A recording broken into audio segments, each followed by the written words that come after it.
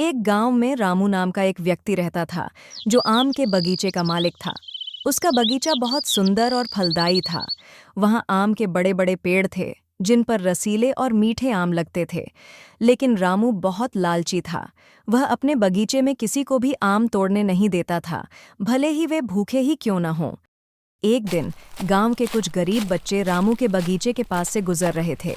वे भूखे थे और आम के पेड़ों को देखकर उनका मन ललचाने लगा।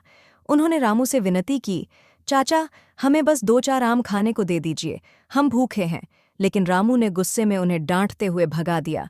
उसने कहा, अगर कोई मेरे बगीचे में आया तो मैं उसे सजा दूंगा। कुछ दिनों बाद बगीचे में अजीब घटना घटी। अचानक पेड़ों के आम खराब होने लगे। आम पकने से पहले ही गिर जाते और सड़ जाते। रामू को बहुत चिंता हुई। उसने गांव के एक ज्ञानी साधु से इस समस्या के बारे में पूछा। साधु ने कहा, रामू, पेड़ों को खुश रखना हो तो अपनी लालच छोड़ दो। गरीबों को आम बांटोगे तो पेड़ भी फल देंगे। रामू ने साधु की बात को अनसुना कर दिया। उसने सोचा कि यह केवल अंधविश्वास है। आखिरकार रामू का पूरा बगीचा सूख गया। अब उसे समझ में आया कि उसका लालच और दया का अभाव ही उसके नुकसान का कारण बना। उसने अपने लालच को त्याग दिया और गांव वालों से माफी मांगी। इसके बाद उसने बगीचे की देखभाल शुरू की और वहां आए गरीबों को मुफ्त में आम देना शुरू कर दिया। धीरे धीरे पेड़ फिर से हरे भरे हो गए।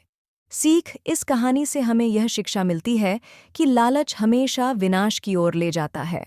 दया और उदारता से न केवल हमें सुख मिलता है, बल्कि दूसरों के दिलों में भी जगह बनती है।